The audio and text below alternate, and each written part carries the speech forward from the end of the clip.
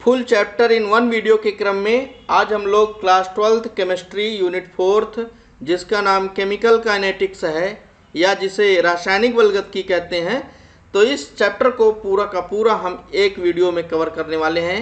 तो आइए आज के सेशन में आप सभी लोगों का स्वागत है और अपील है आपसे, अपेक्षा है कि आप लोग अपने पेन और कॉपी के साथ इस वीडियो को देखने के लिए बैठिए। और इस चैप्टर को तैयार करने से, जैसा कि आप सब लोग जानते भी हैं कि 4 से 5 नंबर आपके बोर्ड में तैयार हो जाते हैं, तो इन नंबरों को कंप्लीट करने के उद्देश्य से भी आप लोग बैठें कि कोई भी चीज़ छूटने न पाए और पूरी तैयारी सुनिश्चित हो सके। तो आइए आज हम लोग इस सेशन में आगे बढ़ते हैं। सबसे पहले हम लोग जानेंगे कि केमिकल काइनेटिक्स क्या है, यानी इसका करेंगे हम इंट्रोडक्शन।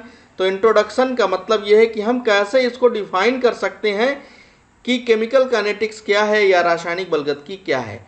तो आपके सामने ये डिफिनीशन क्या, chemical kinetics is the branch of physical chemistry which deals the study of rate of reactions, factor affecting to rate of reaction and mechanism. इस प्रकार से हम परिभाषित कर सकते हैं। मतलब क्या हुआ, रासायनिक बलगतिकी भौतिक रसायन की वह शाखा है जिसके अंतर्गत अभिक्रिया की दर को प्रभावित करने वाले कारक और क्रियाविधि का अध्ययन किया जाता है। साथियों, क्या है ये? भौतिक रसायन की एक शाखा है। भौतिक रसायन यानी फिजिकल केमिस्ट्री की क्या है भैया? ये एक ब्रांच है, शाखा है।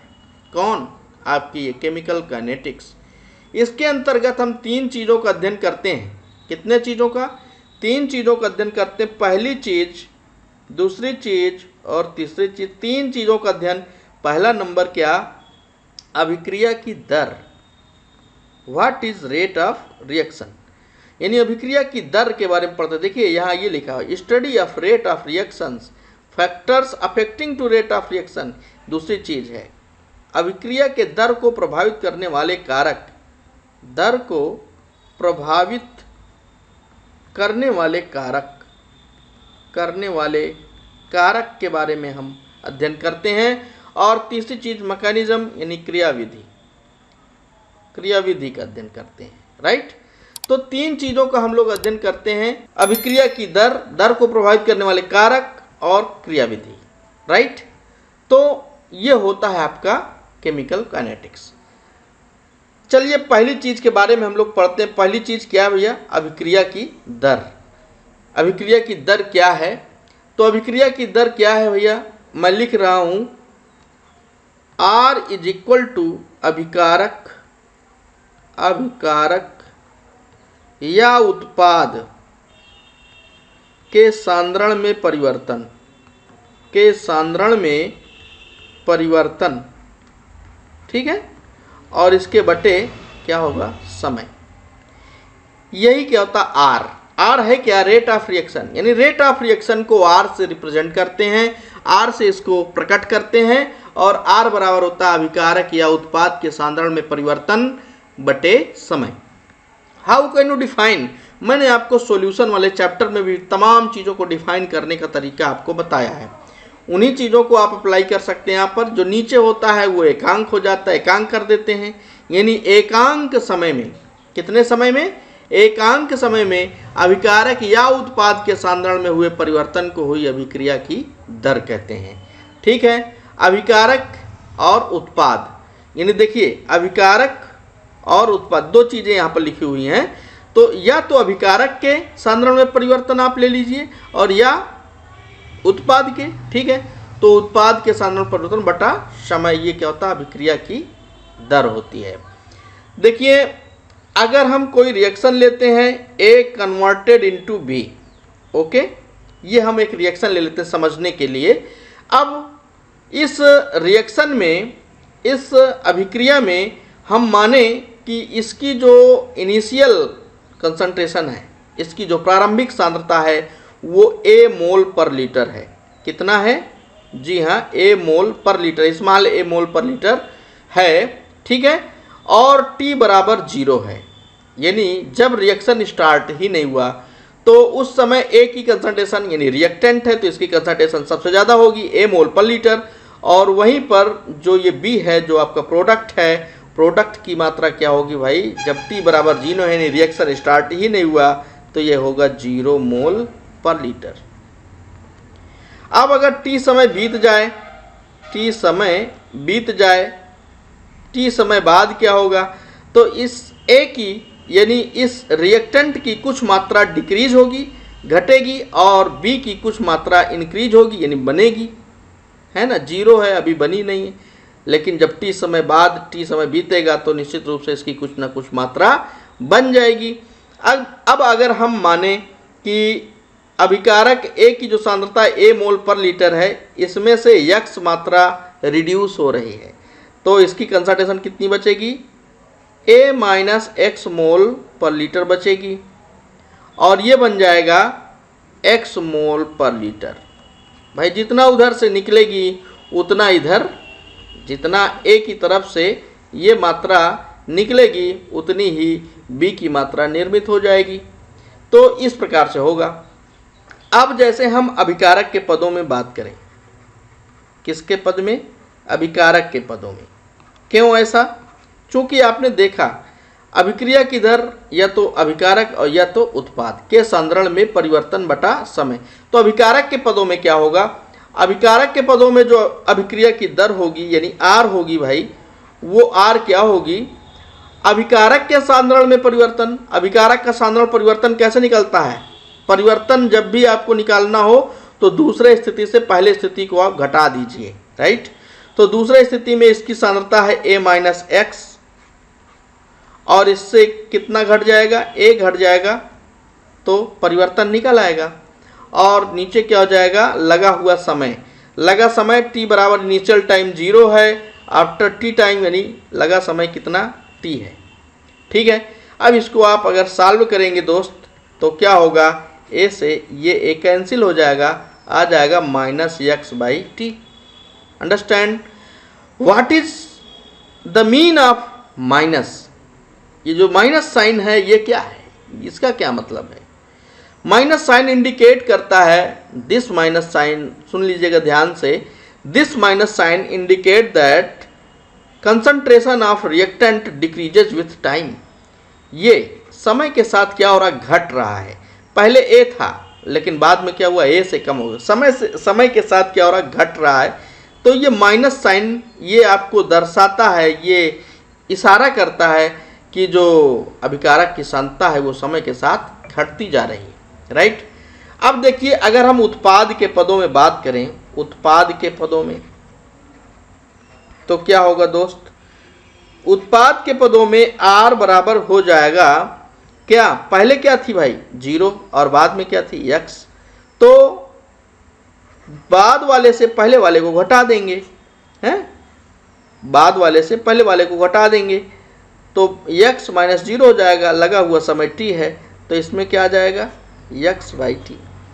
तो उत्पाद के पदों में हो जाएगा x बाई टी। यहाँ पर प्लस साइन जो छिपा हुआ है वो क्या बता रहा है, वो ये कह रहा है कि समय के साथ उत्पाद की सांद्रता बढ़ती है।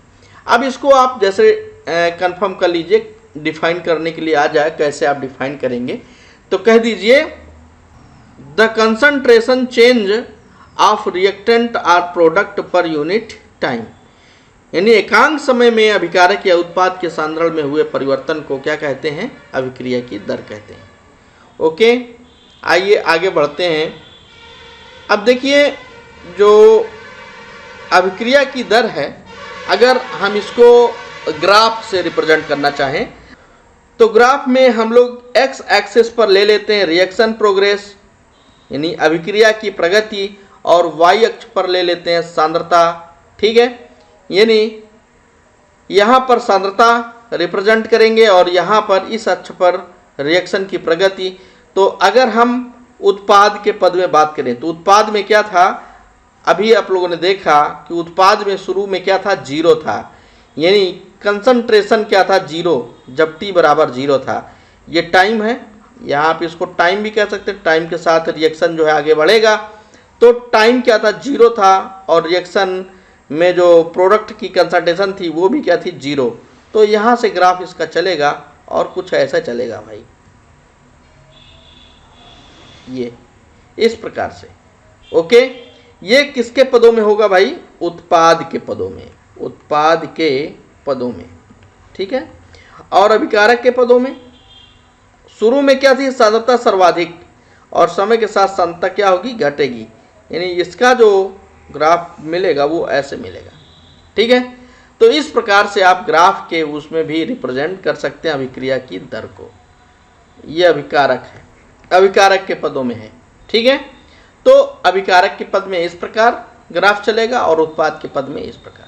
अब थोड़ा एक चीज़ ये ध्यान दीजिए कि अभिक्रिया की जो दर होती है, अभिक्रिया की जो दर होती है, इसको दो प्रकार से रिप्रेजेंट करते हैं। एक होता है अपना तात्क्षणिक अभिक्रिया की दर, ठीक है, और एक होता है औसत अभिक्रिया की दर, ठीक है। औसत अभिक्रिया की दर और एक क्या हुआ? तात्क्षणिक अभिक्रिया की दर। तो अभिक्रिया की दर जो है वो दो प्रकार से दर्शाई जाती है, तात्क्षणिक अभिक्रिया की दर और औसत अभिक्रिया की दर। एक्चुअली आप लोगों ने पढ़ा है क्लास 11th में आपने पढ़ा है द्रव्यानुपाती क्रिया नियम या लॉ ऑफ मास एक्शन। वो ये बताता है कि जो अभिक्रिया की दर होती है अभिकारी पदार्थ के सांद्रता के अनुक्रमानुपाती होती है। यानी जो अभिकारी पदार्थ ए है उसके मोलर कंसंट्रेशन के या उसके एक्टिव मास के क्या होता है? प्रोपोर्शनल क्या? अभिक्रिया की दर। तो थोड़ा सा विचार करिए, जो रिएक्शन लिया गया था ए कन्वर्टेड इनटू बी, ठीक है। तो इसमें जब ए की जब मात्रा शुरू में ज़्यादा होगी, है ना, ज़्यादा होगी ए की जो सांद्रता, ए की सांद्रता शुरू में क्या होगी? ज़्यादा होगी। तो शुरू में जो अभिक्रिया की दर होगी वो भी क्या होगी? ज़्यादा होगी, अभिक्रिया की दर अधिक होगी। लेकिन जैसा जैसा समय बीतेगा अभिक्रिया की दर क्या होगी? कम होती जाएगी। क्यों? चूंकि सांद्रता इसकी कम होती जाएगी इस नियम के आधार पर, है ना। तो एक्चुअली क्या है, तो करते क्या है, शुरू में जो अभिक्रिया की दर है उसको और बाद में जो अभिक्रिया की दर है उसको हम क्या करते हैं? जोड़ करके और औसत निकाल के बताते हैं। वो होता है औसत अभिक्रिया की दर, जिसे RAV से भी रिप्रेजेंट करते हैं, राइट। RAV मतलब एवरेज, तो RAV हो जाता है वो। और हम जानते क्या है कि केमिस्ट्री जो है अपना एक्यूरेसी का सब्जेक्ट है, बहुत शुद्धता यहाँ ध्यान रखी जाती है। अब मानिए भाई जैसे कोई इस रिएक्शन का अध्ययन कर रहे हैं, कोई रिसर्चर है या मान लीजिए कोई वैज्ञानिक है, वो इस अभिक्रिया की दर का अध्ययन कर रहे हैं। अब आपने क्या बता दिया उनको? औसत अभिक्रिया की दर बता दिया कि भाई इस अभिक्रिया की जो औसत दर है वो क्या है? 2 मोल पर लीटर पर सेकेंड है, बता दिया ऐसे।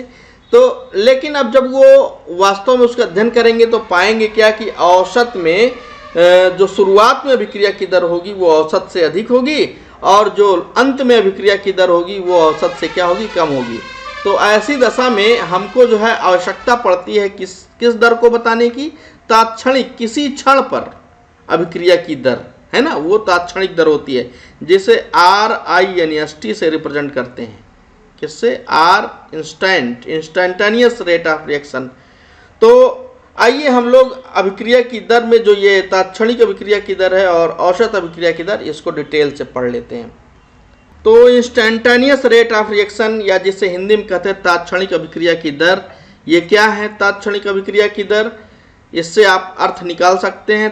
तात्क्षणिक यानी किसी क्षण विशेष, क्षण का मतलब आप समझते हैं, क्षण यानी पल, है ना, बहुत छोटा समय, अल्प समय। कौन सा समय? अल्प समय। तो अल्प समय अगर हमारा मान लेते हैं कोई अल्प समय, ये dt बहुत अल्प समय है, एक क्षण है, तो उस समय यानी इस क्षण भर में जो अभिकारक या उत्पाद के सांद्रण में हुआ चेंज आ रहा, परिवर्तन, उसे ही क्या बोलते हैं? इंस्टेंटेनियस रेट ऑफ रिएक्शन या RINST। स्पष्ट है कि RINST यानी कि ये R इंस्टेंट बराबर क्या होगा? बहुत अल्प समय है। अगर dt समय है तो जो कंसंट्रेशन चेंज होगा वो भी क्या होगा? बहुत ही अल्प होगा। तो R इंस्टेंट क्या होगा? dx/dt, right. तो हम जब कभी देखिए ये dx/dt क्यों लिखा? ये उत्पाद के पद में है। किसके पद में? उत्पाद के पद में। यहाँ प्लस है ना, इसका मतलब ये क्या है? उत्पाद के पद में। तो R या RINST उत्पाद के पद में क्या हो गया? dx/dt। ये इंस्टेंट रेट ऑफ रिएक्शन है इसे ही केमिस्ट्री में ज़्यादातर यूज किया जाता है। आइए आगे देखते हैं। तो ये है भाई दूसरा नंबर, जिसे कहते हैं एवरेज रेट ऑफ रिएक्शन या औसत अभिक्रिया की दर, जिसे आप RAV से रिप्रेजेंट करते हैं। ये ब्रैकेट में RAV कर देंगे। तो औसत अभिक्रिया की दर क्या है, उसमें और इसमें क्या अंतर है? उसमें समय बहुत ही अल्प होता है और इसमें पर्याप्त समय होता है। तो यानी पर्याप्त समय अंतराल में, किस समय अंतराल में? पर्याप्त समय अंतराल में अभिकारक या उत्पाद के सांद्रण में हुए परिवर्तन को औसत अभिक्रिया की दर कहते हैं। पर्याप्त समय अंतराल, पर्याप्त समय अंतराल अगर आपका मान लेते हैं डेल्टा टी है, तो उस समय जो औसत अभिक्रिया की दर होगी वो क्या होगी? औसत अभिक्रिया की दर यानी RAV इज इक्वल टू होगी delta x by delta T, right. या फिर हम इसको ऐसे भी कह सकते हैं, जैसे इनिशियल कंसंट्रेशन x1 है और इनिशियल जो टाइम है वो t1 है ना, और फाइनल जो कंसंट्रेशन है वो x2 है और फाइनल जो टाइम है वो t2 है। तो t2 माइनस t1 और ये यहाँ x2 माइनस x1, तो x2 minus x1 divide by t2 minus t1, ये हो जाएगा। तो ये क्लियर है ना। ये देखिए यहाँ पर प्लस है तो प्लस लगा, इसका मतलब क्या भैया? ये भी किसके पद में हुआ? उत्पाद के पद में, ठीक है। तो अगर भाई कहीं लिखा है dx बाई dt, तो आप जान जाना कि ये क्या है? आपका इंस्टेंटेनियस रेट ऑफ रिएक्शन है, ठीक है। और अगर कहीं लिखा है delta x by delta T, delta x by delta T, तो आप जान जाना ये क्या है? RAV, right. ये बहुत अल्प समय के लिए होता है और ये पर्याप्त समय अंतराल के लिए होता है, ठीक है। अब दूसरी चीज, दूसरा पॉइंट है भाई factors affecting to rate of reaction, यानी अभिक्रिया की दर को प्रभावित करने वाले कारक। अभिक्रिया के दर को प्रभावित करने वाले कारक तो कौन कौन से कारक हैं, देख लेते हैं फटाफट। पहला नंबर है भैया टेम्परेचर, ये ताप। ताप क्या करता है? अभिक्रिया की दर को प्रभावित करता है। दूसरा क्या है? प्रेशर, ठीक है। प्रेशर यानी दाब, दाब भी क्या करता है? अभिक्रिया की दर को प्रभावित करता है।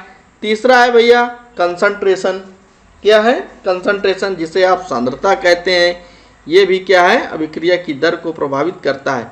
तो ताप, दाब और सांद्रता, ये तीन क्या है? ये तो मेन खुराफात हैं, आप जानते ही हैं। तो ये तीनों क्या करते हैं? अभिक्रिया की दर को प्रभावित करते हैं। चौथा नंबर है कैटालिस्ट, जिसे आप कहते हैं उत्प्रेरक। क्या कहते हैं? उत्प्रेरक। उत्प्रेरक से आशय क्या है? पॉजिटिव कैटालिस्ट, ऑलवेज क्या? Positive catalyst. ये उत्प्रेरक भी क्या करता है? अभिक्रिया की दर को प्रभावित करता है। आगे फिजिकल स्टेट यानी भौतिक अवस्था। आगे ये आपका मीडियम, मीडियम यानी कौन सा medium? Acidic medium, basic medium या फिर न्यूट्रल, ठीक है। कौन सा मीडियम है? मीडियम भी अभिक्रिया की दर को प्रभावित करता है। अगला है नेचर ऑफ रिएक्टेंट, ये तो बहुत ही इंपॉर्टेंट है। अभिकारक की जो प्रकृति है वो क्या है? अभिकारक किस प्रकार का नेचर है उसका, तो उसकी प्रकृति भी क्या होती है? वो प्रभावित करती है।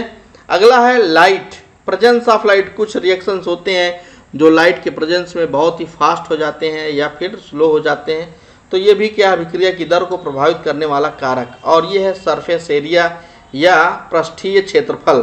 तो पृष्ठीय क्षेत्रफल भी इम्पॉर्टेंट रोल प्ले करता है। ये तो लिस्ट बनाना है, लिस्ट बनाने के लिए आप चाहे जितनी लंबी लिस्ट बना लीजिए, बट आपको इंटरमीडिएट लेवल पर भाई तीन चीज़ें पढ़ना, तीन नहीं 4 चीज़ें पढ़नी है।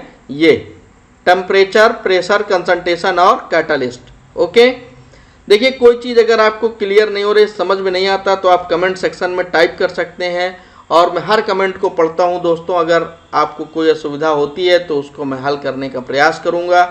तो आप लोग कमेंट किया करें, समझ में आया तो, और समझ में नहीं आया तो भी कमेंट किया करें।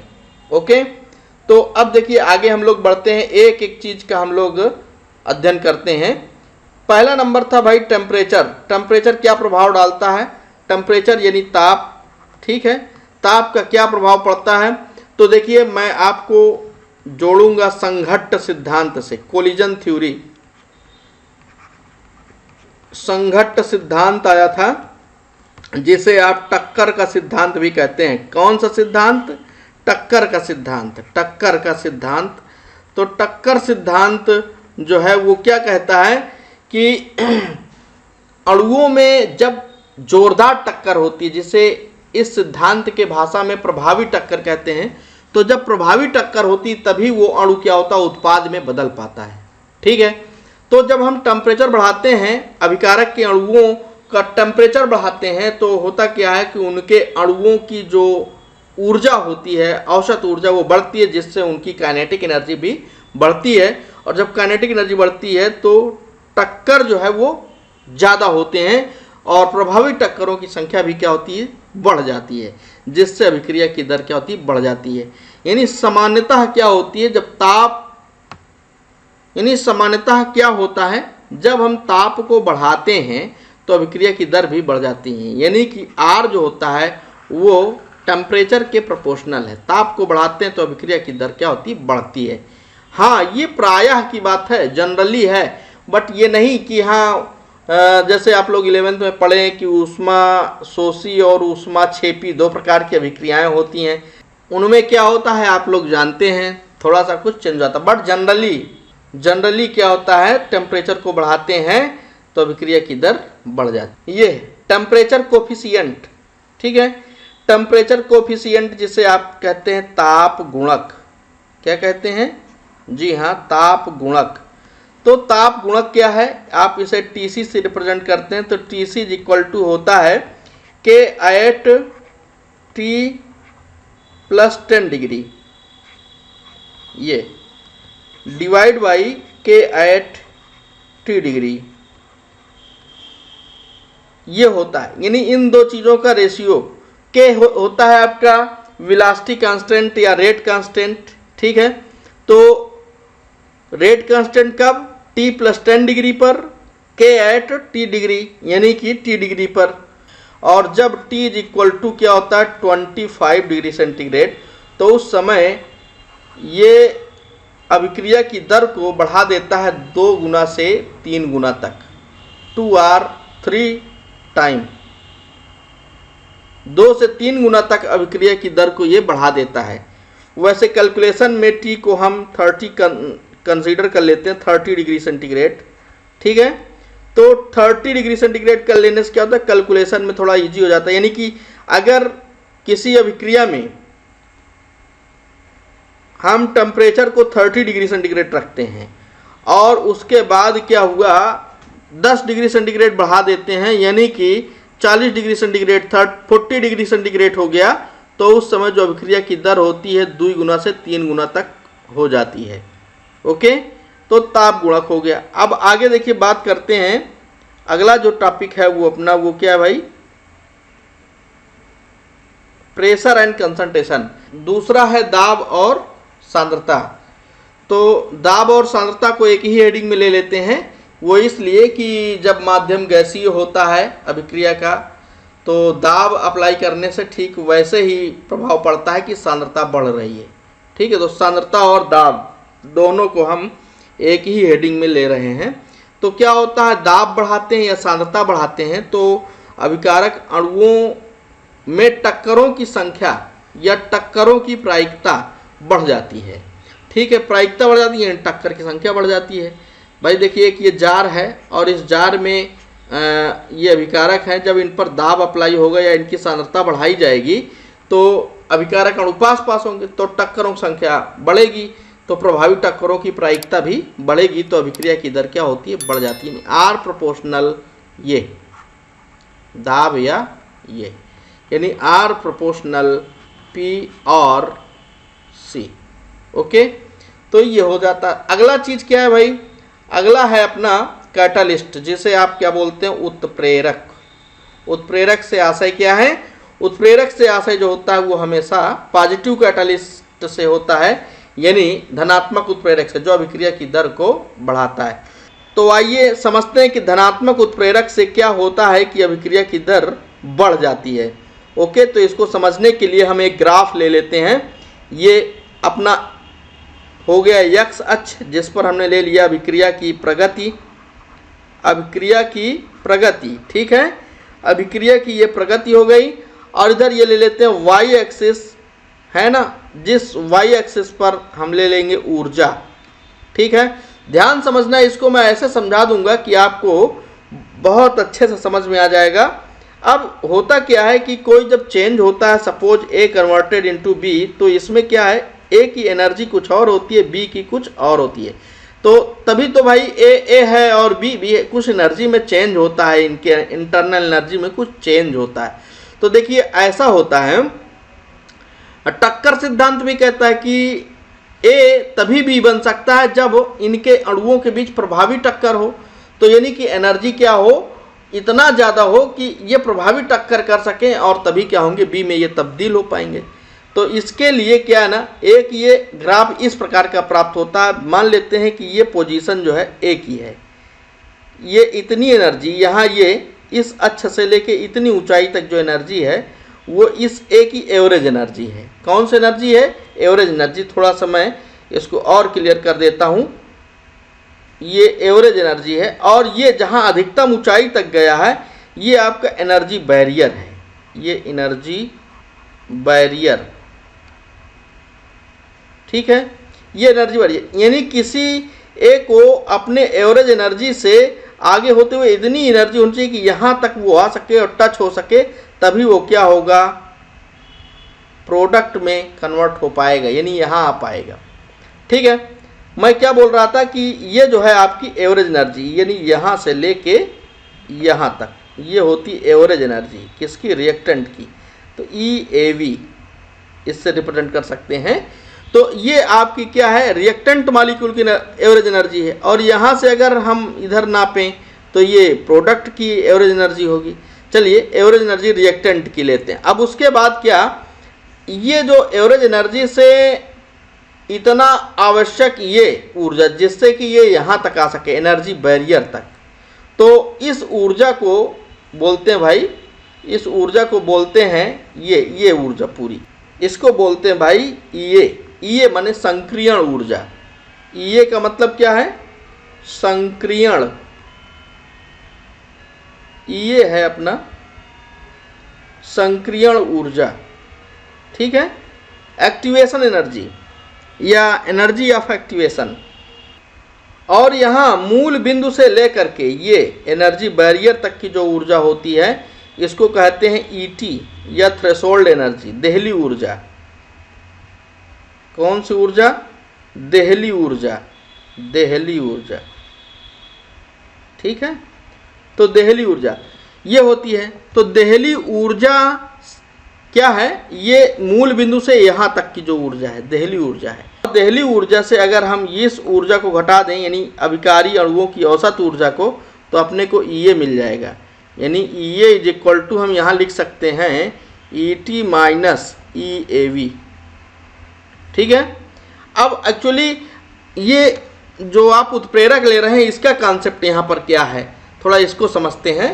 तो देखिए यहाँ पर जो ये उत्प्रेरक है ना, ये उत्प्रेरक क्या करता है, एनर्जी बैरियर को डाउन कर देता है, एनर्जी बैरियर को और नीचे ला लेता है, यानी ऐसे ये एनर्जी बैरियर को डाउन कर लेता है।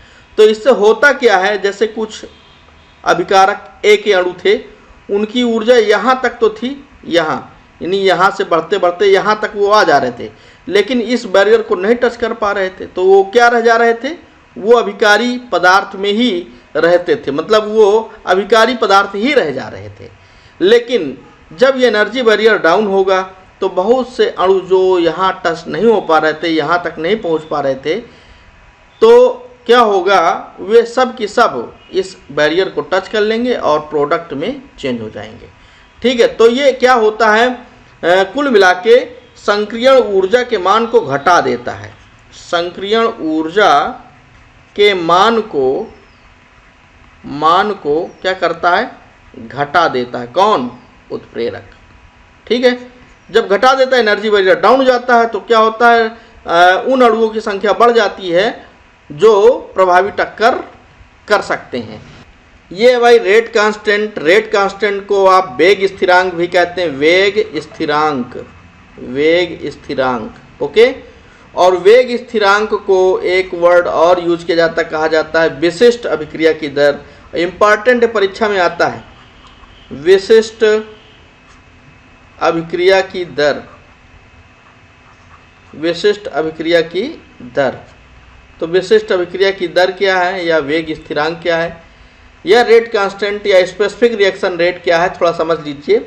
जैसे कोई रिएक्टेंट ए कन्वर्ट हो रहा है किसमें, बी में कन्वर्ट हो रहा है। अब इनिशियल टाइम पर क्या है, इसकी कंसंट्रेशन ए मोल पर लीटर है, तो इसका क्या होगा 0 मोल पर लीटर, आप लोग जानते हैं इसको। अब टी टाइम बाद क्या होगा, टी समय बाद इसकी सांद्रता ए माइनस एक्स मोल पर लीटर हो जाएगी और इसकी सांद्रता क्या हो जाएगी भाई, एक्स मोल पर लीटर निर्मित हो जाएगी। अब द्रव्यानुपाती क्रिया नियम लगा देंगे। कौन सा नियम, द्रव्यानुपाती क्रिया नियम, द्रव्यानुपाती या law of mass action, law of mass action लगा देंगे। और जब लॉ ऑफ मास एक्शन लगाएंगे तो क्या होगा, अभिक्रिया की दर प्रोपोर्शनल हो जाएगा अभिकारी पदार्थ के सांद्रता के, यानी ए माइनस एक्स के प्रोपोर्शनल हो जाएगा, राइट। और अभिक्रिया की दर अगर dx बाई dt है, तो क्या होगा, प्रोपोर्शनल होगा ए माइनस एक्स के, राइट। ये भी लाइन क्लियर है ना। अब प्रोपोर्शनल के निशान को हटाएंगे, एक कांस्टेंट आएगा, मान लेते हैं वो k है, तो ये k इंटू ए माइनस एक्स हो जाएगा। अब k क्या है, k ही क्या है, वेग स्थिरांक है। k को ही क्या बोलते हैं, वेग स्थिरांक। इसको कैसा डिफाइन करेंगे, अगर a माइनस एक्स क्या हो, अगर a माइनस एक्स ये वैल्यू क्या हो, यूनिट हो, 1 मोल पर लीटर हो, 1 मोल पर लीटर हो, तो क्या होगा, तो उस समय dx बाई dt वो इसके इक्वल होगा, k के इक्वल होगा, ठीक है, k के बराबर होगा। तो हम कैसे डिफाइन करेंगे, कहेंगे जिस समय अभिकारक की सांद्रता इकाई सांद्रता होती है उस समय होने वाली अभिक्रिया की दर को ही क्या कहते हैं, वेग स्थिरांक। यानी जब अभिकारक की सांद्रता इकाई सांद्रता होती है, इकाई सांद्रता, तो उस समय होने वाली अभिक्रिया की दर को, अभिक्रिया के दर को क्या कहते हैं, वेग स्थिरांक कहते हैं, विशिष्ट अभिक्रिया की दर कहते हैं, ठीक है। तो विशिष्ट अभिक्रिया की दर अगर एक नंबर में पूछ लिया जाए तो आप इस प्रकार से छाप दीजिए। अब देखिए कैरेक्टरिस्टिक्स ऑफ रेट कांस्टेंट, वेग स्थिरांक कौन कौन से लक्षण हैं, तो हम लोग एक एक करके देख लेते हैं। जो रेट कांस्टेंट है जिसे आप k से रिप्रेजेंट करते हैं, ये k का जो मान होता है भिन्न भिन्न अभिक्रियाओं के लिए भिन्न भिन्न होता है, ये पहला कैरेक्टर है। Different reaction have different value of k, okay. दूसरा क्या कि एट फिक्स टेम्परेचर, यानी स्थिर ताप पर, निश्चित ताप पर, नियत ताप पर k का जो मान होता है वो तो कांस्टेंट होता है, बट जब हम टेम्परेचर को बढ़ाते हैं तो k का भी मान बढ़ जाता है। यानी टेम्परेचर स्थिर होना चाहिए, उस समय ही जो k होता है वो होता है स्थिरांक। बाकी अगर टेम्परेचर को आप बढ़ाएंगे तो क्या होगा, k का मान भी बढ़ जाएगा। अगला कैरेक्टर है भैया, larger value of k is indication of faster reaction. अगर k का मान क्या है, k का मान ज़्यादा है, तो उस समय ये इंडिकेशन आपको मिल रहा है कि ये अभिक्रिया बहुत ही फास्टर या काफ़ी हद तक आगे जाने वाली है, ओके। अगला एक करेक्टर है, for zero order of reaction k is independent of concentration. सांद्रण पर डिपेंड नहीं करता k का मान, किसके लिए, जीरो, शून्य कोटि की अभिक्रिया के लिए k का मान इंडिपेंडेंट है, निर्भर नहीं करता आप कंसंट्रेशन, सांद्रण पर निर्भर नहीं करता, ठीक है। यानी शून्य कोटि की अभिक्रिया के लिए k का मान सांद्रण पर निर्भर नहीं है। आइए आगे बढ़ते फटाफट। ये रेट लॉ क्या है, बहुत इंपॉर्टेंट, जिसे आप क्या कहते हैं, दर नियम, दर नियम या रेट लॉ, या जिसे हम दर समीकरण के माध्यम से रिप्रेजेंट भी करते हैं। तो दर समीकरण क्या है, प्रायोगिक प्रेक्षणों से ज्ञात होता है कि अभिक्रिया की दर अभिकारकों के खपत के साथ कम होती जाती है। अतः ये सांद्रता से संबंधित है। बिल्कुल हाँ, क्यों? स्पष्ट है कि सांद्रता कम होता है, ज़्यादा होता है तो अभिक्रिया की दर प्रभावित होती है, यानी सांद्रता संबंधित है। यानी दर अभिकारकों की सांद्रता पर लगाए गए घात के सीधे समानुपाती होता है, यानी R प्रोपोर्शनल होता है एक्टिव मास ऑफ A के पावर के सीधे। कुछ भी यहाँ पावर हो सकता है, यानी अगर कोई रिएक्शन है A plus B make C plus D, right, तो इसके लिए जो दर समीकरण होगा वो R प्रोपोर्शनल होगा एक्टिव मास ऑफ A की पावर समथिंग और B की पावर समथिंग।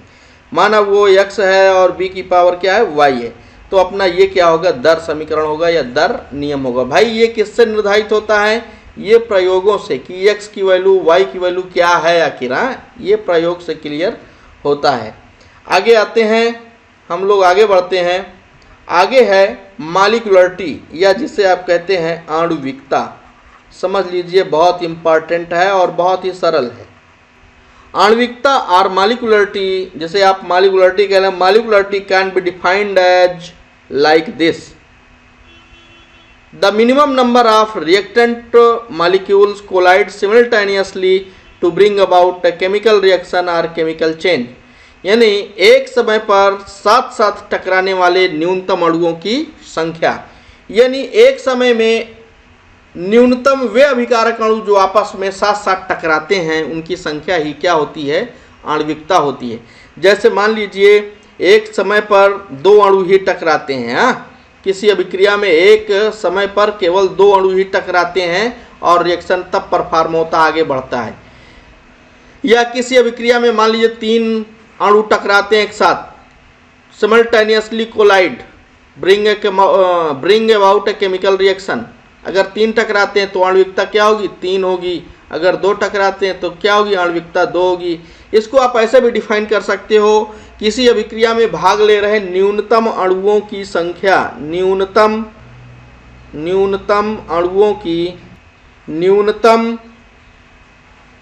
अणुओं की संख्या को ही क्या कहते हैं, आणविकता कहते हैं। अगर किसी अभिक्रिया में भाग ले रहे न्यूनतम अणुओं की संख्या 1 है तो उसे कहेंगे एका अणु का अभिक्रिया। क्या कहेंगे, एका अणु का अभिक्रिया। यूनिमॉलिक्यूलर रिएक्शन 2 है तो कहेंगे द्वि अणु अभिक्रिया। 3 है तो क्या कहेंगे, त्रि अणु का अभिक्रिया। 4 है तो 4 होता ही नहीं है। आप ध्यान रखिएगा, ये ना कह दीजिएगा कि ये चतुष्णु क्रिया, क्योंकि अभी तक ज़्यादा से ज़्यादा आणविकता क्या पाई गई है, 3 से अधिक आणविकता भी खोजी नहीं गई, देखी नहीं गई है। ज़्यादातर अभिक्रियाएं क्या है, आणविकता में या तो उनकी 1 आणविकता होगी या तो 2 होगी। ठीक है, 3 बहुत ही कम होती है, 4 तो होती ही नहीं है। ठीक है, तो एक अणु का अभिक्रिया, द्वि अणु का अभिक्रिया, त्रि अणु का अभिक्रिया। आइए एक एक करके हम लोग देखते हैं। एक अणु का अभिक्रिया, कुछ एक अणु का अभिक्रिया कौन सी हो सकती हैं, जैसे देखिए एक अणु का अभिक्रिया, जैसे कि मान लीजिए NH4NO2 अमोनियम नाइट्राइड का वियोजन होता है तो बनता है N2 और 2H2O। इस अभिक्रिया को होने में कम से कम एक अणु NH4NO2 की आवश्यकता है। कितने, एक अणु NH4NO2 की आवश्यकता है, इसलिए इसकी आणविकता क्या होगी, 1, और ये होगा एग्जाम्पल किसका, एक अणु का अभिक्रिया का। सिमिलरली आप अगर लेते हैं H2O2, इसका डिकम्पोजिशन होता है और ये बनता है H2O और हाफ O2। ये भी एग्जाम्पल किसका है भैया, एक अणु का अभिक्रिया का। ठीक है, या ये बनता है N2O4 plus half O2। Okay, तो ये रिएक्शन भी क्या है, एक अणु का अभिक्रिया। तो इस प्रकार से मैंने 3 एग्जाम्पल आपको दिए एक अणु का अभिक्रिया के। जैसे द्वि अणु का अभिक्रिया की बात कर लेते हैं, लगे हाथ। द्वि अणु का अभिक्रिया, द्वि अणु का अभिक्रियाओं की संख्या बहुत ज़्यादा है। जैसे कि आप ले लीजिए H2 प्लस I2, क्या बनता है भाई, 2HI, है ना। ये रिवर्सिबल रिएक्शन है, रिवर्सिबल। यहाँ पर आप एरो ऐसे भी लगा सकते हो, ये माने हाफ एरो आगे हाफ एरो पीछे। तो ये दूसरे एग्जाम्पल के लिए हमने चीनी ले लिया, C12H22O11 plus H2O in presence of H plus. दोस्तों ये बन जाता है C6H12O6, और दूसरा भी अणु C6H12O6। ये ग्लूकोज है और ये फ्रक्टोज है। चीनी का जब जल अपघटन होता है तो ये बनता है। ये भी किसका एग्जाम्पल है? द्विअणुक का। अब जैसे और एग्जाम्पल लेना चाहें, CH3COO, CH3 मेथिल एसीटेट ले लिया और इसका भी जल अपघटन करा दिया। इसका भी जल अपघटन कराएंगे दोस्तों, ये क्या बनेगा? CH3OH और क्या बन जाएगा भाई? CH3COOH। ठीक है, तो इस प्रकार से बहुत सारे हम एग्जाम्पल यहाँ पर द्विअणुक अभिक्रिया में ले सकते हैं। त्रिअणुक अभिक्रिया की बात करें तो त्रिअणुक अभिक्रियाएं तो उंगलियों पे गिनी जा सकती हैं, ज़्यादा है नहीं ये त्रिअणुक अभिक्रियाएं। तो त्रिअणुक अभिक्रियाएं कौन कौन सी? इन रिएक्शंस को आपको बार बार लिखना है भाई, जब बार बार लिखेंगे तब आपको याद होंगे। त्रिअणुक अभिक्रिया की बात कर लेते हैं। जैसे आप ले लीजिए 2NO+O2, क्या बनता है? 2NO2। ओके, जैसे आपने ले लिया 2CO+O2, क्या बनता है? 2CO2। जैसे आप ले लीजिए 2SO2+O2, क्या बनता है? 2SO3। तो ये सारे रिएक्शन। जैसे और ले लीजिए FeCl3, ओके, FeCl3+SnCl2, क्या बनता है भैया? बन जाता है SnCl4+2FeCl2। कन्नी-जारो रिएक्शन ले लीजिए, HCHO के दो अणु NaOH की उपस्थिति में, ये NaOH की उपस्थिति में अभिक्रिया करके एक अणु का ऑक्सीकरण ले दूसरे का अपचयन, यानी CH3OH और दूसरा हो जाएगा HCOONA, है ना। तो ये एग्जाम्पल, ये सभी क्या? त्रिअणुक अभिक्रियाओं के एग्जाम्पल हैं। तो हम लोगों ने आणविकता को देखा। आणविकता आप जान लीजिए कभी भी जीरो नहीं हो सकती। आणविकता क्या है? कभी भी जीरो नहीं हो सकती और कभी भी भिन्न के रूप में भी नहीं हो सकती। आगे है अपना जो टॉपिक, वो है OOR, या जिसे कहते हैं order of reaction. Order of reaction, या जिसे हिंदी में आप बोलते हैं अभिक्रिया की कोटि। क्या कहते हैं? जी हाँ, अभिक्रिया की कोटि क्या है? बहुत इंपॉर्टेंट और इस चैप्टर का सेंट्रल पॉइंट, या कह लीजिए कि इस पूरे चैप्टर की जान क्या है? अभिक्रिया की कोटि। आप इसको समझ लीजिए तो आप समझ लीजिए बहुत कुछ आपका तैयार हो गया। अभिक्रिया की कोट क्या है? अभिक्रिया की कोटि क्या है? इसको कैसे डिफाइन कर सकते हैं? तो कह सकते हैं sum of the powers of concentration terms present in the rate equation of reaction is called OOR।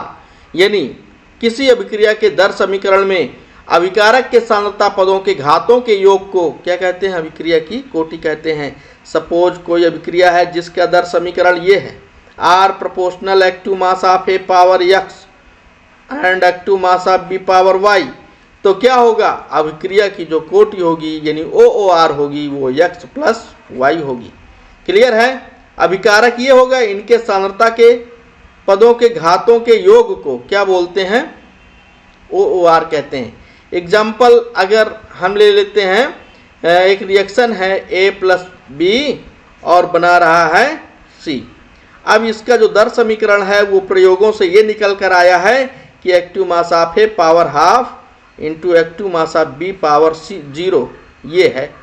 तो इसकी कोटि क्या होगी? तो इसकी कोटि होगी OOR बराबर हाफ प्लस 0, तो क्या हो जाएगी? हाफ, यानी अर्ध कोटि की अभिक्रिया होगी।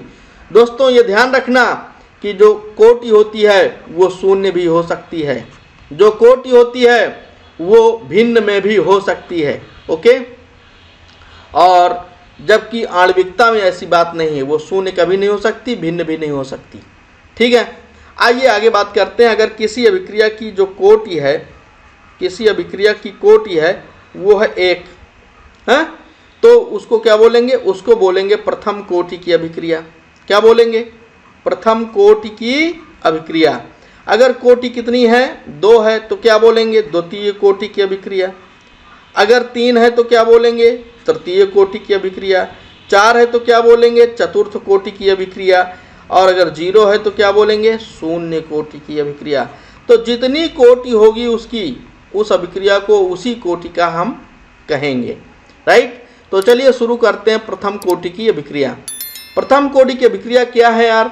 प्रथम कोटि की अभिक्रिया फर्स्ट ऑर्डर ऑफ रिएक्शन जो है वो है क्या? तो first order of reaction simply आप ऐसे कह दीजिए वो अभिक्रिया जिसके दर समीकरण में अभिकारक के सांता पदों के घातों का योग 1 आता है। यानी अभिक्रिया के दर समीकरण में, दर समीकरण सपोज दैट ये है, तो अब इसके दर समीकरण में जो अभिकारक ये है, इसके सांता पदों के घातों का योग क्या हो, 1 हो, तो उसे क्या बोलते हैं, first order of reaction. Understand. अब जैसे मान लीजिए जो अभिक्रिया की दर है वो है dx/dt, ठीक है, तो ये प्रोपोर्शनल किसके होगी, इसके a-x की पावर 1 के प्रोपोर्शनल होगी, है ना। जो अभिक्रिया की दर है dx/dt वो प्रोपोर्शनल होगा a-x की पावर 1 के, ठीक है ना। चूंकि प्रथम कोटि है ना, अभिकारक के सांता पदों की घात 1 के अनुक्रमानुपाती होगा।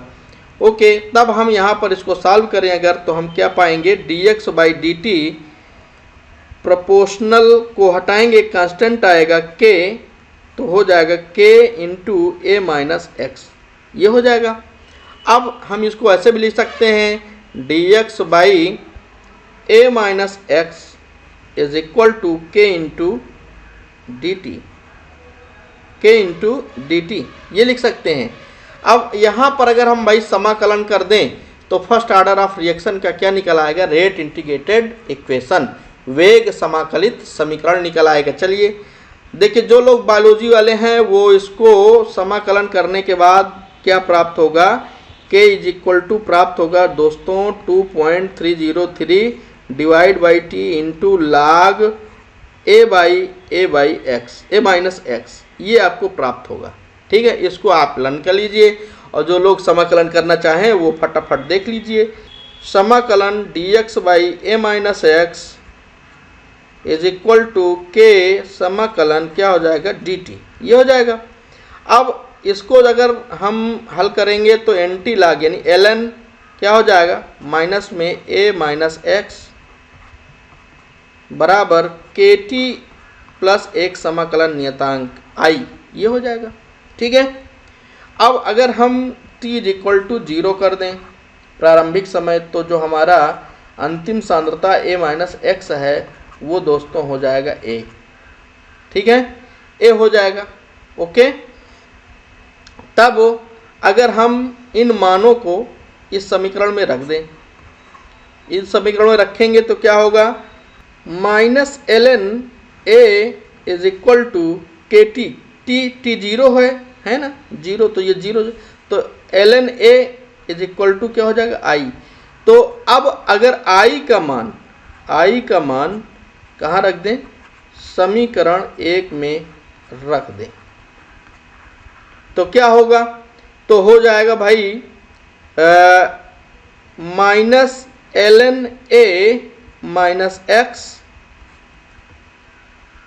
Is equal to kt minus ln a, है ना, ये हो जाएगा। अब अगर kt इज इक्वल टू निकालना चाहें तो kt इज इक्वल टू क्या होगा, ये इधर आएगा प्लस में हो जाएगा, तो ln a माइनस x हो जाएगा। log प्रॉपर्टी लगा दीजिए, log प्रॉपर्टी जब यहाँ लगाओगे तो log m minus log n बराबर होता है log m बटा log n, यानी kt इज इक्वल टू हो जाएगा ln a by a minus x, ये हो जाएगा। चूंकि ln बराबर होता है 2.303 log, इस वैल्यू को अगर हम यहाँ रख दें, यहाँ पर इस समीकरण में, तो क्या होगा, kt इज इक्वल टू हो जाएगा 2.303 log a by a minus x, ठीक है। k इज इक्वल टू क्या होगा, 2.303 बटा t into log a by a minus x, ये हो जाएगा। क्या यही समीकरण नहीं है, ये यही समीकरण तो है, तो ये समीकरण आपको प्राप्त हो रहा है। ओके, अब आप चाहें तो जो ये a है, a है क्या, ये अभिकारी पदार्थ A की प्रारंभिक सांद्रता है, ये नोट कर सकते हो इसको, और a माइनस x क्या है, ये है भाई अभिकारी पदार्थ की अंतिम सांद्रता।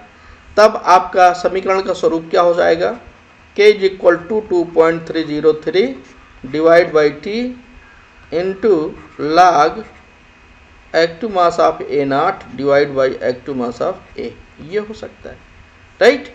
ये आपका हो गया प्रथम कोटि की अभिक्रिया का वेग समाकलित समीकरण। दोस्तों क्या हो गया, वेग समाकलित समीकरण। आइए आगे बढ़ते हैं वेग समाकलित समीकरण से आगे।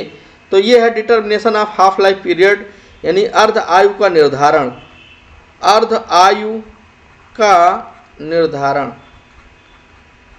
तो अर्ध आयु का निर्धारण कैसे होगा भाई, देखिए अपना प्रथम कोटि की अभिक्रिया का समीकरण था 2.303 divide by T into log A by A minus x. पहले आप अर्धायु जान लीजिए, अर्धायु को हम टी हाफ से रिप्रेजेंट करते हैं, ठीक है। और टी हाफ क्या है, वह समय है जिसमें कोई पदार्थ या अभिकारी पदार्थ अपने प्रारंभिक मात्रा का आधा बचता है। अपने प्रारंभिक मात्रा का क्या बचता है, आधा बचता है। जैसे मान लीजिए उसकी प्रारंभिक मात्रा क्या है, ये है, तो टी हाफ बीत जाने के बाद वो क्या बचेगा, active mass of A divide by 2, ये बचेगा। यह प्रारंभिक मात्रा ए है, हाँ, तो टी हाफ समय बीतने के बाद वो कितना बचेगा, ए बाई 2 बचेगा। यह जैसे मान लीजिए 100 ग्राम है, तो अर्धायु बीत जाने के बाद कितना बचेगा, 50 ग्राम बचेगा, ठीक है। तो अर्धायु क्या है, वह समय है जिसमें कोई पदार्थ अपनी प्रारंभिक मात्रा का आधा बचता है। तो यहाँ पर अगर हम टी को क्या माने, टी हाफ मान लें, ये तो ए क्या होगा, ए क्या हो जाएगा भैया, तो ए माइनस एक्स क्या हो जाएगा, ए माइनस एक्स हो जाएगा ए बाई 2, ओके। इस वैल्यू को आप रख दीजिए इसमें, तो हो जाएगा k is equal to 2.303 divide by T half into log A बटा ए बाई 2। इससे जब भाग देंगे आ जाएगा 2, तो k is equal to 2.303 divide by T half, और ये हो जाएगा log 2, ठीक है। log 2 का आधार 10 पर मान क्या होता है, 0.3010, तो 0.3010 को रख दीजिए, तो k is equal to 2.303 divide by T half into 3010, 0.3010, ये हो जाएगा। इसका गुणा करेंगे भाई तो आ जाएगा 0.693 डिवाइड बाई टी हाफ। ये किसके बराबर आया, k के बराबर। यही है आपका रिलेशन किसके बीच, वेग स्थिरांक और अर्धायु के बीच। किस अभिक्रिया के लिए, फर्स्ट ऑर्डर ऑफ रिएक्शन के लिए या प्रथम कोटि की अभिक्रिया के लिए, ठीक है। तो प्रथम कोटि की अभिक्रिया के लिए क्या आया, k बराबर 0.693 डिवाइड बाई टी हाफ। अगर k की वैल्यू पता होगी तो टी हाफ निकाल सकते हैं, टी हाफ की पता होगी k निकाल सकते हैं। तो भाई अब बात करेंगे significance of first order of reaction या प्रथम कोटि अभिक्रिया के लक्षण। प्रथम कोटि के अभिक्रिया के लक्षण,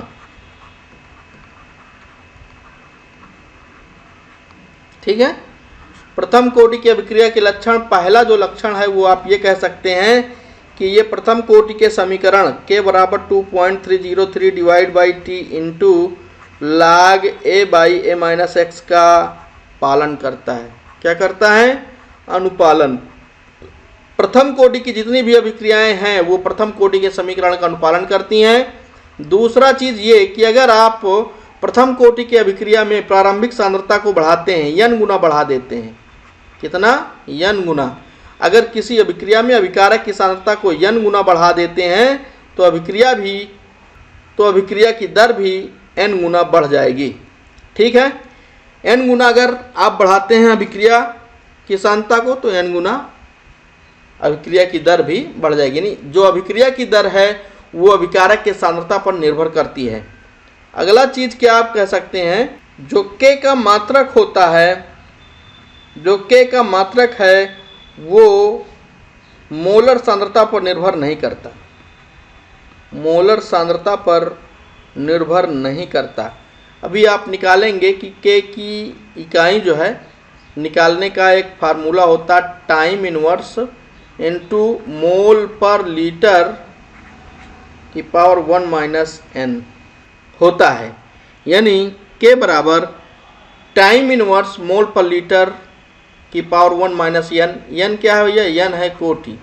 तो कोटि रखेंगे और K का यूनिट हम निकाल लेंगे। तो अभी आप अगर n की वैल्यू को 1 रख देंगे तो जो प्रथम कोटि की अभिक्रिया में K का मात्रक आएगा, K का मात्रक वो केवल क्या आएगा? टाइम इनवर्स, समय की घात -1 ये आएगी। तो देखिए यहाँ पर K का जो मात्रक है मोलर सांद्रता पर निर्भर नहीं करता। अगला आप इसमें सिग्निफिकेंस लिख सकते हैं। क्या लिख सकते हैं कि अगर प्रथम कोटि की अभिक्रिया को हम पूर्ण कराना चाहें तो अभिक्रिया पूर्ण होने में अनंत समय लगेगा। अनंत समय, पूर्ण ही नहीं होगी, अनंत समय लगेगा, तब अभिक्रिया जो है पूर्ण होगी। तो इस प्रकार से हम करेक्टर दे सकते हैं प्रथम कोटि की अभिक्रिया के। ठीक है। अब देखिए सेकेंड ऑर्डर ऑफ रिएक्शन क्या है। अगर किसी अभिक्रिया में dx/dt वो प्रोपोर्शनल है किसके? अभिकारी पदार्थ के सांद्रता के 2 घात के। यानी जैसे मान लीजिए रिएक्शन क्या है? A + B और ये C बन रहा है। तो यानी अभिकारक A की सांद्रता और अभिकारक B की सांद्रता इस प्रकार से, यानी यहाँ x और y इन दोनों का जोड़ कितना है? 2 आए। यानी वह अभिक्रिया जिसमें उसके अभिकारक के सांद्रण पदों के घातों का योग क्या हो? 2, तो उसे क्या बोलते हैं? Second order of reaction. आप इसको ऐसे भी लिख सकते हैं dx/dt proportional to active mass of A का स्क्वायर। ठीक है। तो इस प्रकार से जो होती है अभिक्रियाएं जिनके लिए ये दर समीकरण आता है ना। दर समीकरण क्या? दर समीकरण आए R proportional active mass of A x into active mass of B power y। तो x + y बराबर क्या है? 2। ठीक है। अब इसी प्रकार वे अभिक्रियाएं जिसमें ये कंडीशन प्राप्त हो dx/dt proportional to active mass of A power 3, तो वो क्या होगी? तृतीय कोटि की अभिक्रिया होगी। क्लियर है। जीरो ऑर्डर ऑफ रिएक्शन क्या है? वे अभिक्रियाएं जिनमें उनके अभिकारक के सांद्रता पदों के घातों का योग 0 हो, तो उन्हें क्या बोलेंगे? क्या बोलेंगे? शून्य कोटि की अभिक्रिया। यानी कि dx/dt वो प्रोपोर्शनल हो A - x की पावर 0 के, राइट, ये हो, तब क्या होगा? 0 कोटि की अभिक्रिया होगी। इसको भी हमें इंटरमीडिएट में पढ़ना है। देखिए इसको भी लगे हाथ कर लेते हैं। dx/dt = K आ जाएगा। इसकी वैल्यू क्या होगी? 1 होगी, तो 1 का गुणा होगा K में, तो K ही रहेगा। तो ये आपको इक्वेशन प्राप्त होगा। अब अगर इसको आप लिखना चाहें तो आप ये भी लिख सकते हैं क्या? dx = K × dt, ये भी लिख सकते हैं। इसको आप अभिकारक के पदों में लिखना चाहें तो क्या हो जाएगा? -d in bracket A - x = K × dt, ये हो जाएगा। अब जैसे इसको हम मान लें कि ये क्या है? फाइनल कंसंट्रेशन ये है। ओके, तो हम इसको ऐसे भी लिख सकते हैं -d active mass of A = K × dt है, ये लिख सकते हैं। अब देखिए अगर हम यहाँ पर समाकलन कर दें तो क्या होगा? माइनस समाकलन d active mass of A = क्या हो जाएगा? K समाकलन dt। ठीक है। अब देखिए यहाँ पर क्या आ जाएगा भाई? यहाँ हो जाएगा minus active mass of A = K t plus एक नियतांक I, समाकलन नियतांक आ जाएगा। अब समाकलन नियतांक अगर हम जो है t = 0 पर मान निकालना चाहें, t = अगर 0 हो तो उस समय जो एक्टिव मास ऑफ A है भाई ये क्या होगा? ये होगा A0, यानी प्रारंभिक सांद्रता के बराबर होगा। t बराबर जब 0 होगा तो उस समय एक्टिव मास ऑफ A क्या हो जाएगा? A0 हो जाएगा। तो यहाँ पर अगर हम t बराबर 0 रख दें तो क्या होगा? देखिए I बराबर हो जाएगा minus active mass of A0। इस वैल्यू को हम इस समीकरण में रख देते हैं। समीकरण में अगर रखेंगे तो minus active mass of A is equal to KT minus क्या एक्टिव मास ऑफ A0। तो KT इज इक्वल टू क्या होगा, KT इज इक्वल टू हो जाएगा, ये इधर आया A0 minus active mass of A। ठीक है ना ये लाइन। अगर उसके बाद हम K इज इक्वल टू निकालना चाहें तो क्या होगा, active mass of A0 minus active mass of A divide by T। ये इक्वेशन प्राप्त होगा किसके लिए, शून्य कोटि की अभिक्रिया के लिए। यानी प्रारंभ से अंतिम स्थान तक घटा के समय से भाग दे देंगे, K का मान आ जाएगा। इसे आप कॉपी में नोट कर लीजिए और बार बार लिख करके इसका अभ्यास कर लीजिए, ठीक है। और जो बायो वाले विद्यार्थी हैं वो सीधे यहाँ से यहाँ आ जाएंगे, समाकलन करने की कोई आवश्यकता नहीं है। ये तो केवल जो विद्यार्थी इच्छुक हैं, जो बहुत कुछ एक्स्ट्रा करना चाहते हैं, उनके लिए बता दिया जाता है, ठीक है। तो ये हो गया भाई। अब उसके बाद चलिए आगे बढ़ते हैं। तो आगे जो है determination of half life period for zero order of reaction. शून्य कोटि के अभिक्रिया के लिए हाफ लाइफ पीरियड या अर्धायु कैसे निकालेंगे। तो अर्धायु जानते हैं T हाफ है ना। T हाफ क्या है, वह समय जिसमें कोई पदार्थ अपने प्रारंभिक मात्रा का आधा रह जाए। तो देखिए अभी आया समीकरण, वेग समाकलित समीकरण क्या आया, K is equal to active mass of A0 minus active mass of A divide by T, ये आया था। तो अगर हम T हाफ, T को जो है, T को हम क्या कर देते हैं, T हाफ कर देते हैं, तो उस समय जो एक्टिव मास ऑफ A है भाई, है ना, वो क्या होगा, प्रारंभिक सांद्रता का आधा हो जाएगा। तो इस वैल्यू को हम यहाँ रख सकते हैं। तो K इज इक्वल टू क्या हो जाएगा, active mass of A0 minus active mass of A0 divide by 2 divide by T half, ये हो जाएगा। इसको हल कर लीजिए तो क्या होगा, इससे ये एक है और एक से आधा घटेगा तो बचेगा active mass of A0 divide by 2, ये बचा। और नीचे क्या, T हाफ डिवाइड बाई 1 कर दो, इसको ऊपर लाओ पलट जाएगा, active mass of A0 divide by 2 into 1 by T half, ये हो जाएगा। तो अब K बराबर क्या आया, K बराबर हो गया active mass of A0 divide by 2T half. ये है क्या, शून्य कोटि के लिए समीकरण। ओके, आइए आगे बढ़ते हैं। Pseudo first order of reaction या आभासी एकाणुक अभिक्रियाएं। तो ये फर्स्ट ऑर्डर ऑफ रिएक्शन या आभासी एकाणुक अभिक्रियाएं क्या होती हैं, इनको आप देख लीजिए। जिनकी कोटि भैया क्या हो, कोटि क्या हो, 1 हो और आणविकता 1 से अधिक हो। यानी आणविकता क्या हो, आणविकता